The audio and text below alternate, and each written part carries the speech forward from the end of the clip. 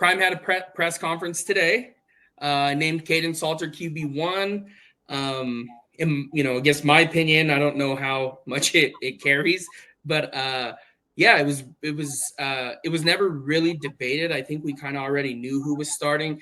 I think the question was more of how much are they going to split if that's the case.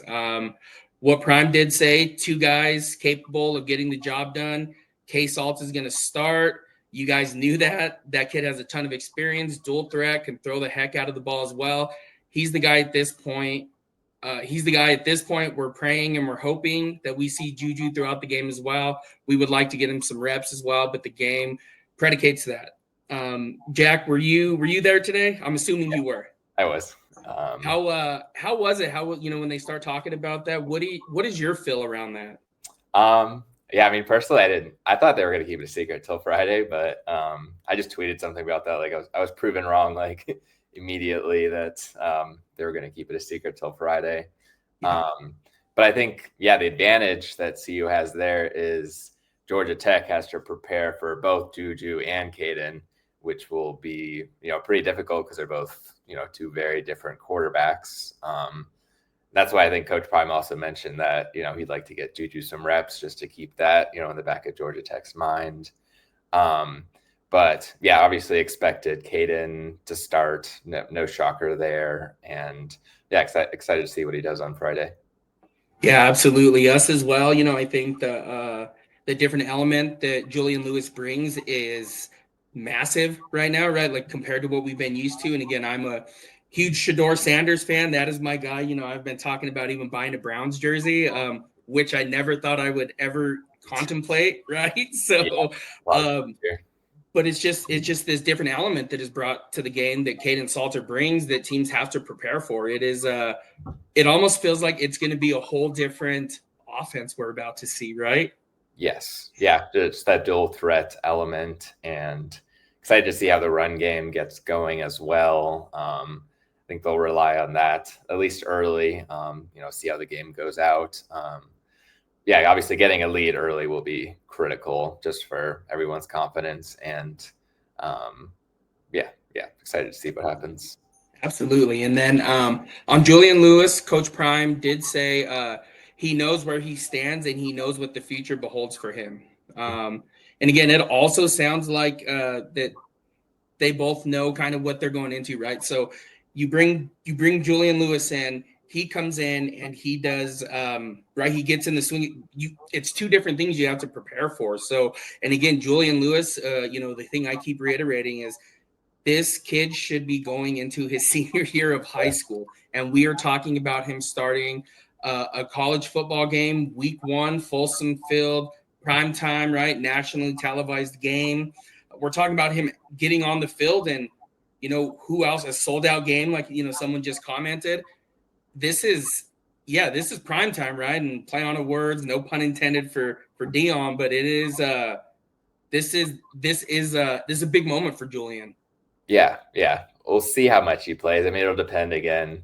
I don't think it's going to be like a blowout either way, but that would probably be the most likely scenario that he sees the most amount of snaps.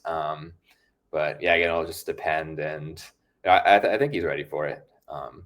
But also, Kaidon Salter's experience makes him kind of the clear choice to start at least. Absolutely. And he's just like, uber talented, Kaidon Salter. And that is one of the things I've tried to emphasize, really, really hit on over this offseason is that Kaidon Salter went, he was originally committed to Tennessee. Mm-hmm. He goes to Liberty, lights it up there, G5 player of the year last year. I don't think, and again, what I also try to say is he lost so much in the transfer portal going into last season that it was an uphill battle. Mm-hmm. And this is not like, he is no slouch. This is the number, I believe in his class, the 2021 class was a 7th rated quarterback. And that's the same class with like Caleb Williams. And he's a very, very good football player. One that I would hope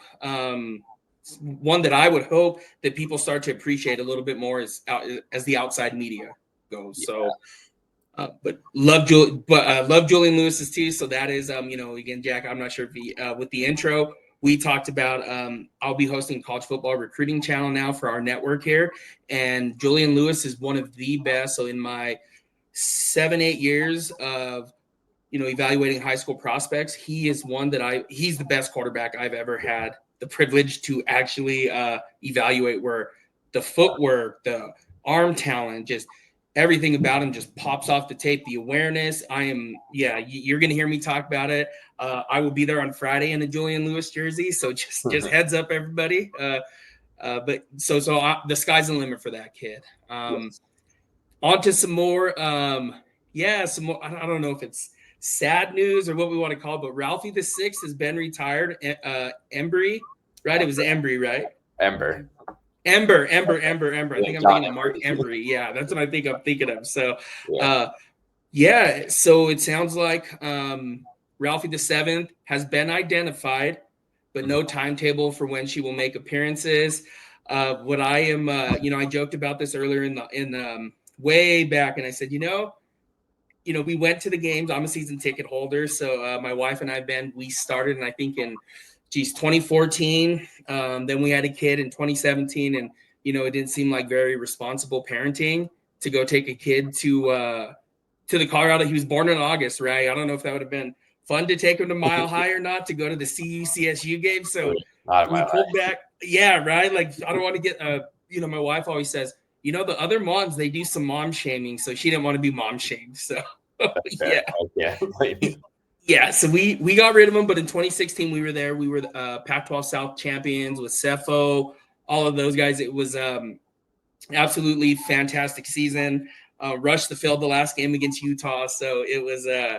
But need all that to say that in 2020 we weren't able to. We've been on the list for a couple years to get our season tickets back when Prime showed up last year. We had to buy individual tickets to every single game, which was tough. So we finally got our season tickets back. And I think we kind of had them last year. We just weren't sitting in the same seat. But this is just this is tough to see, though. I just said, they should have got another Ralphie in the transfer portal this past season. And, watching Ralph. Yeah, but I understand it, though.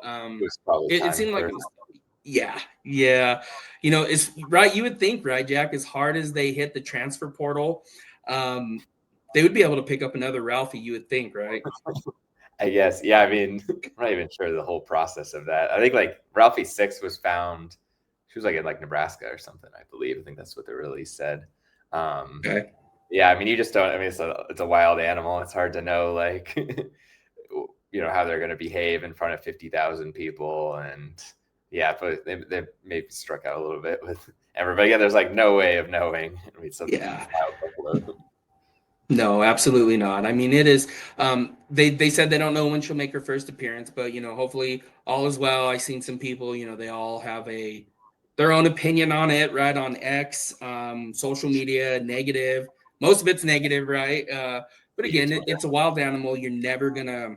You don't know how they're gonna respond. So I'm hopeful that the new Ralphie gets to run out this season, and if not, there's always next season as well. So just to make sure they're okay, they're safe, everyone is safe in the with that situation. So yeah, that's most important.